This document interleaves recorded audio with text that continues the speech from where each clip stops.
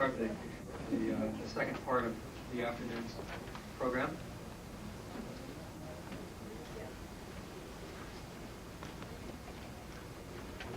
This afternoon in this session, we're very, very privileged to have two fine artists. We're going to be hearing from two artists who are very well known and have shown in a number of galleries and exhibitions. Our first speaker speaking on digital painting, new visions for the postmodern age. And I might just interject, if you haven't gone up and seen her slides and her hanging piece upstairs, you really should do that. Dimon is a digital painter. Her work has been featured in Forbes magazine on an article on digital art and investing in computer art, and was mentioned, David Hockney was in that article as well. In March of this year, her work was shown on national Japanese television. I don't know if others of you had seen the video. I was privileged to see it. It's quite interesting. She has 8 pieces in the collection of AT&T and numerous other private and corporate collections, including a digital light box owned by a trustee of the La Jolla Museum.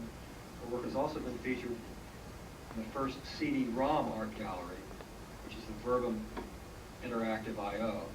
She has shown her work in New York City and internationally. Ladies and gentlemen, Dimon.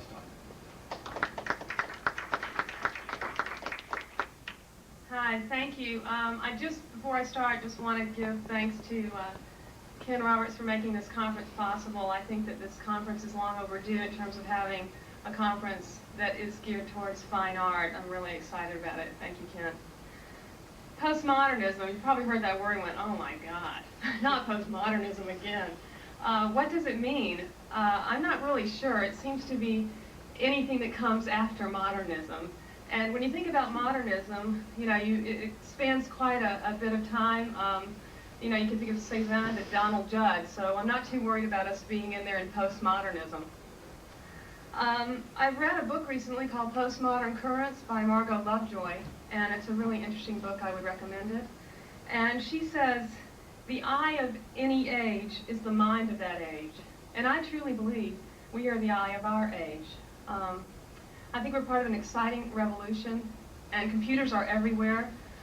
We certainly are not the first movement, the digital movement in art, to be influenced by technology. I mean, look at the futurists, the constructivists, I would say even all the movements in modernism from, all the way up to conceptualism and performance art have been influenced by computers. Leonardo da Vinci said, painting is a demonstration of knowledge. We're not just painting pretty pictures, the people who are doing digital art and doing serious digital art. We are reflecting our society. Are we avant-garde? It's funny, I've even used avant-garde before for my shows, but I'm really sick of the word. I wouldn't call myself a radical. I wouldn't call myself avant-garde. As a matter of fact, the more I've thought about it, it also brings to mind a quote by Roland Barthes, the philosopher, who said, a named meaning is a dead meaning. Well, I've seen so many avant-garde shows in Soho in the last 10 years that I thought, is this avant-garde? I don't think so. That I think it is kind of a dead word. And I would say I'm a conformist. I mean, I'm just representing everything I see all around me. And I think it's about time that art is accessible again, and I'd certainly say that mine is. Even though I'm working in a medium that some people say is very new. And it is new, but certainly it's accessible art. And I do think I'm conforming, because every time you step out your door, you're surrounded by power lines and telephones and modems, and we live in an information world. I also want to mention some of the people who come before us. Well, there are so many in the computer art world that I can't begin, and it was really interesting to hear Patrick Prince talk about them. And I certainly pay homage to them, because sometimes I say, oh, I'm part of a new art field, and I realize I'm not. I'm about 40 years down the line, or even more. But I think of people, like when people in the gallery say to me, computer art, oh, we'll never show that. I only have to think, I bet 30 years ago I wouldn't think that Jenny Holzer would have been the first woman to represent us at the bicentennial, and yeah, sure enough, doing electronic signs. So I'm very optimistic about the future. Nam June Paik certainly has done some wonderful things using electronic media. Harold Cohen with Aaron, I went to see that show at the Brooklyn Museum. I absolutely loved it. And he's actually selling prints that his computer programmed robot had made for something like a ridiculous sum, $10. I have one of them. Really loved it. I am going to start showing my slides. And the first slide I'm going to show is not of my own. And what's really funny is it's Miriam Shapiro, and it's the very same slide that Patrick showed. She's a friend of mine and a woman that I really admire very much. And recently when I was talking to her, I really didn't realize that Miriam had ever worked with computers. And no, it is not her most important phase. But she did. It was interesting to me that so many mainstream artists have, at some time or another, played with the computer. I also said to Miriam, I said, the movement she really is very famous for, besides being a great feminist and leader and supporter of women, was her patterning and decorative art. And I thought it was so bold of Miriam to make this kind of breakthrough right in the period of art where conceptualism and minimalism in the late 70s were in their heyday. And I thought, boy, that took real guts. And she looked at me and she said, Roz, no guts, no glory. And I'm reminded of that as I go around and get some doors slammed in my face and keep, crossing one wall after another to get computer art accepted as serious. Okay, well, this is always a fun part. What am I on here? These technical things.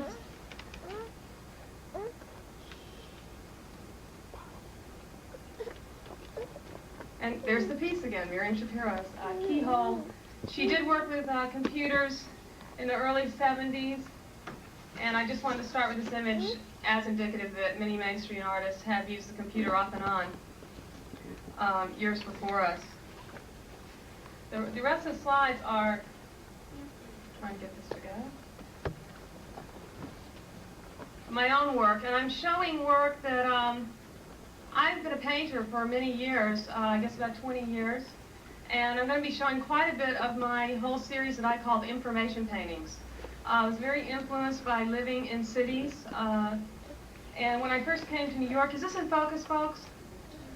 This is called The Gospel According to Wall Street, and I really got into these all these funny guys going down there ruling the world, and they're probably all kind of scared, and they had their little briefcases and, money exchanging all day in ticker tapes, and even at this point you can see the sort of grid-like structure that is coming into my artwork. Cutting out newspapers to try to get a sort of information feeling to these images.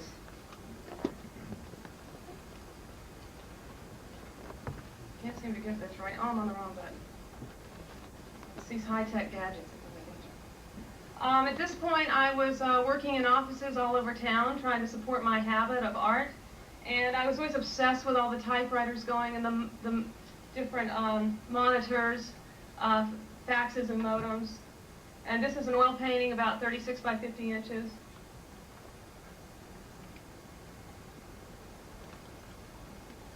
Also, you can see the modern day barcode. It just seems like our whole lives are completely electronic. And this is called Your Face and Number, Please.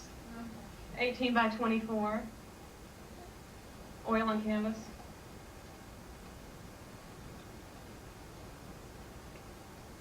This is called June and December, another information painting. No, you've never seen snow fall like this, and this is one reason I started thinking of the computer, because my images, I really had stopped using a paintbrush at a certain point, and I was really trying to get that kind of digital patterning and information flow that I saw everywhere around me.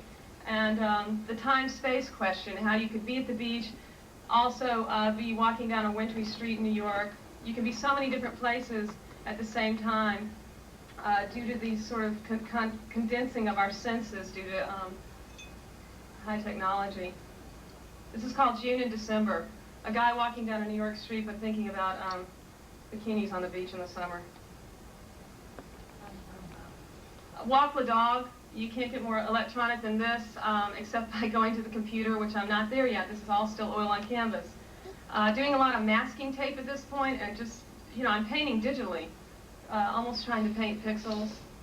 This is a large painting owned by one of my patrons, who has collected, this particular person has collected a lot of my paintings and digital art. Let's Dance, 36 by 50, a guy going out on the town. Almost every one of these pieces you'll see has this grid-like pattern, these squares that I paint in. Have to have that information flow. Just compelled. It's not like I wanted to paint this way. I couldn't help myself. I think I must have bad blood circulation. The elevators don't go for me either, but I'm like pushing everything. This was my homage to Picasso's piece called Woman Ironing, which I think is a really beautiful piece. And I just looked at this piece and updated it and gave the woman, I plugged in her iron. She's got the digital patterns of radio waves and other things permeating her household now. And she's got a TV in the background. The only thing I didn't change is I guess today I might make her a man. Take it one step further. 20th Century Cocktail, another information drawing. I'm going to go a little faster because I know we're running behind. Jury Duty. Everywhere I went, it came out in my art, and that continues for me. I really liked Picasso, who said that life did not exist until he, painted it. This is called Traffic.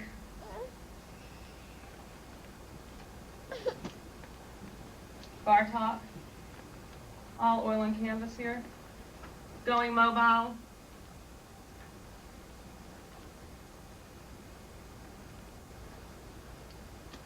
Nervous Breakdown, Chinese style. So these are pretty funny. Humor's always been a part of my art, and pop certainly is an influence. The last show I had of paintings in New York was, I called it Personal Advertisements, and I was really rubbing neck and neck right up with commercial art, which I find very mesmerizing and seductive. However, there's a huge difference between commercial and fine art, and the difference is in one word: intent. This piece is called Bill Blass's Blah. I just had a whole show of my own personal advertisements. And if any of you have been to the Met, which I'm sure some of you had and heard of, Philippe de Montebello, I had a tape at this show by a man I was dating at the time. He did the tape for me, and he called himself Philippe de Lippy Lippy. And you could rent the tape for 1 penny, and it would tell all about the life of Dimon and the multitude of influences upon me, like Woolworth's department store, things like that. New York is good for you. Another personal advertisement. Some people might disagree. I'm not saying I believe all these. I also, at this point, was getting very frustrated. I was painting. My paintings were so tight. I thought, God, it was really driving me crazy. And I thought, well, I'll just paint some flowers just to loosen up a bit here. And I still, once again, found that I had to have this molecular, digital structure come into the piece. And now I'm going to show you some of my first digital art pieces. In 1985, critics and friends and my own heart and mind were telling me, you really need to be working with a different medium. And I started taking courses at SVA, and it was really a marriage for me between my mind and the medium that I needed to do my art. One of my early digital pieces, called Splash Lily. I almost immediately began digitizing and bringing in natural objects, for texture mainly. And I call these pieces techno-romantic, a real merger of science and art. I also want to cite a few people who've really been gurus for many of us who've been doing digital art, painting. Michael Gosney of Verbum magazine has been a real mover and shaker. Daria Barclay opened the first digital gallery in I think it's Washington. And also Eleanor Flomenhoff of the Fine Arts Museum of Long Island has been showing digital art for 10 years now. And she really had the vision and the foresight and supported us. I think we're at a point now where it's become more intuitive. Painters who need this as a medium or find that it's a good medium for their work. I'm not a programmer. We're on a different level now. You really can be intuitive and free. I feel so many things have opened up for me, being able to use the computer. Sure, I have my frustrations. My hard drive crashes every other day because I've got so much stuff hooked up to it now. It's amazing. Still showing my digital florals. Some of these are done on IBM. I immediately bought an Amiga computer, and it's funny because 10 years ago, coming to New York, all I was doing was looking for the proper light in the windows, as big space as I could find, a raw loft. Now, I remember recently moving into Soho, and with my husband, I said, oh, James, just get me the darkest corner you can find. Things have really, quite opposite from what I used to need. Sort of a nuclear holocaust sort of imagery going on, though, in some of these techno-romantic pieces.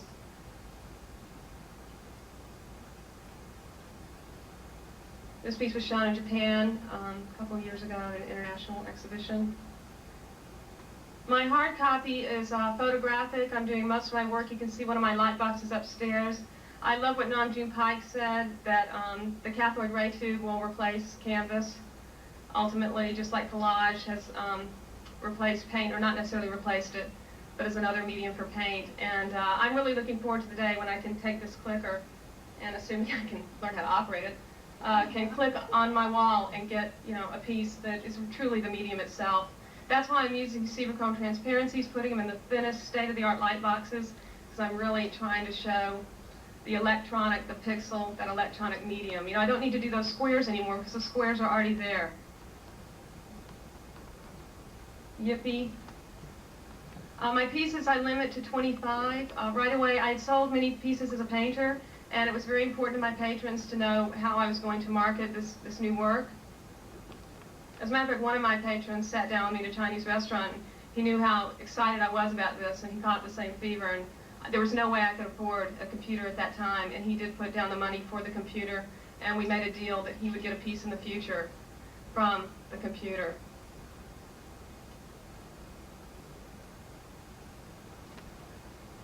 Zipping through here, going kind of quickly. That piece is in the collection of AT&T. Did put in a picture of Natalie Jones, the curator at AT&T. Did a portrait of her, which she has in her office. Have 8 pieces in their collection. This piece is owned by trustee La Jolla Museum. And at a point, flowers, I was just into flowers for a couple of years, I would say. And then I started just getting into everything. My mind started expanding, and I got into a whole series called Artifacts. So I was also still painting at this point. And this was my piece, sort of an homage to the death of America and the loss of innocence. I call this piece Death of Soap. Used 3 different software packages on this, on the Amiga. Whenever my husband can't find anything in the house, he comes back to the studio. Spoons, soap, you know, toothpaste, essential needs. This is my piece, History's Intruder Interloper. It's my homage to the plug, which has changed all of our lives exponentially. And it looks like a bunch of little jackrabbits sort of running around. This was featured in the Forbes magazine article on digital investment. Death of a Toothbrush. I was killing everything, really into death at the time. Laughingly so. This is my last painting, actually, to date. I did it in 1989, and it's called Le Paintbrush est Mort. I really like it, but even then, the computer's encroaching. It's not a death I want, but for me to paint right now, I would be a Sunday painter. My intellect would not be there. It'd be purely for smelling that oil paint. But tears come to my eyes when I go in studios and I smell it. I love it. Again, here I have buried a paintbrush in the middle of a computer piece. And this piece, I started getting more and more obsessed with the toolbox on the computer. I think this piece, I sent it into several competitions and things, and I don't think people even get this piece. I think they look at it and go, oh my gosh, the artist, she left the toolbox on. Can you believe that? Well, I didn't. I painted that toolbox from hand. Because my whole thing is that I think these are the modern hieroglyphics of our world. And I really love the toolbox. I think it's beautiful, and I really made the piece fit in with the toolbox that I made. And you can imagine working on this. I had 2 toolboxes, the real one to get my tools, and then I had the fake one. I mean, by the time I finished this, past the Tylenol, it was a headache, but I was very excited about it. That's a large Chrome print. This is called Lost in a City of Dreams. I started to really expand now and just combining all sorts of imagery. It does get into multimedia to a point. I'm a photographer. I arrange all of my own still lifes at this point. A lot of them I brought in black and white and then would colorize later. Work on my pieces a long time. I think one of the problems that painters sometimes have, if you don't have a vision and know what you're after with a computer, you can waste a lot of time. I'm very fortunate in that a piece is only going one way for me. And I rarely have 2 versions of the same piece. A lot of people using the computers can't make a choice. They have so many options, they can't ever make anything. This is called Color My Block, the crossroads of a New York City block. Everything from racism to firecrackers and flowers and birds. The dichotomies. This is a piece upstairs. This is my homage to the still life, natura mort, in fine art. I brought this piece in black and white, arranged the fruit, which took a long time. I wanted to have that classical feeling, and then painted the fruit and put my barcode on it to update it. And it's called a modern tableau, to have and have not. As I stared at this fruit for over a month, bringing it in and out of the refrigerator and looking at it, because I painted from it after I had it on my computer, I thought so much how it seems so elite to me that you can see this fruit on the walls, and that fruit should be something everyone can eat, but some people in our modern day time do not have access to. My new red shoes. This piece, people find this disturbing. The shoes have this glittering allure, consumerism. It's very alluring, and they don't always understand why this piece sort of throws them off a little bit. In the background, all the scenes are of poverty, despair, juxtaposed against the shoes. You have to look at this a long time to find them. But our world is like that. We're bombarded by information that is so disparate, it's beyond us to comprehend it. This is my piece about the war, the Gulf War, the war in Iraq. I was watching this and seeing the little crosshair on the television, you know, watching things blow up, seeing there was some sort of sexual allure about that bomber, evil but beautiful. And I had a real disturbing time with that war, and I remember drinking a cocktail, and I digitized the cocktail, in other words, brought it over as a photograph into my computer. And it was very early in the morning, actually, one time that I did bring in a cocktail to do this. I remember James, my husband, coming in and going, I think it's a little early, isn't it? You know, 8 a.m. Anyway, and I also, you can see that the icons of the toolbox are coming out into the piece. Very important to me. This piece works on a lot of different levels, from sociological to just shape and form. It's called Red, White, and Blue on the Rocks. And that's pretty much how I felt about it. It has a kind of flag, iconic feeling to it. Getting these things in these glass slides, I don't know. You can see they're slipping. The little white things at the top are not part of it. This is called the New Language Tub Lingo. Just getting into a more abstract mode here.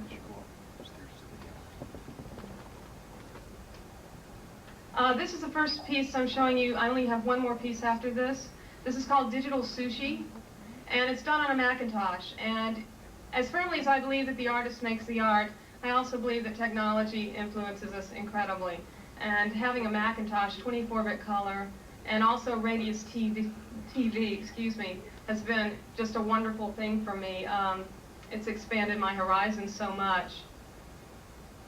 I also want to talk, I'm very serious about this whole field, and have been having meetings at my house of a group called Picture Element, a small group of artists discussing the aesthetic issues. We have had gallery dealers and museum curators, and we're talking about exactly, you know, the issues that people need to deal with in the fine art world, and we need to deal with as fine artists.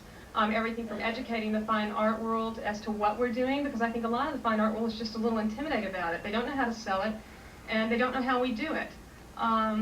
Also giving seminars and organizing shows in the future.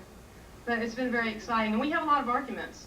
It's just so great about this movement. There's really a lot to talk about in terms of hard copy, archival. I mean, I'm of two natures, you know. Part of me says I think it's pop, it should be out there, everybody should be able to have it. Intellectually, the fact that the medium can be reproduced over and over, it's the most democratic. At the same time, I do have the elitist feelings that there's great art and there's not so great art. I see a lot of stuff out there that's called computer art that I really don't respect. And then, of course, I see things that I think are really fine. And I think it's time that the critics jumped on the bandwagon and helped us out here. And I think we're at a point where we can actually make some distinctions and keep arguing. This is my latest piece called The World's Greatest Bar Chart. And, you know, I've worked, still do freelance doing business graphics, and it seems that human beings have to analyze everything. You know, how many stocks do we have? How many birds are in the sky? What were the eggs laid last year? And, you know, we have to analyze our lives. And so I just decided to do a bar chart about, you know, the entire universe. And the interesting thing about this that came to me, I worked on this piece for almost 6 months. And I have now access to every image on television. And it's throwing a whole new can of worms in my face, sort of, because I've always said, oh, I only use pure imagery, I never take anything else. Now I have TV at my disposal, and I watch television a lot, but I watch it like no one else does. I go, oh, look at the shadow on that nose. Oh, I like that freckle. Oh, Snoopy's red hair. Oh, yeah, let's get that. You know, and then changing it. I mean, there's so many images. We've got Laurie Anderson's lips are in there, Snoopy's nose, which you probably can't find, rather abstracted. We've got nuclear bombs. I mean, it's all in there. And the tools of the toolbox. And, you know, you hear a lot about how the media is taking over the individual. Well, I don't know. I think it's the individual's now able to take over the media. And I feel like the world is my oyster right now. So stay tuned. Thank you.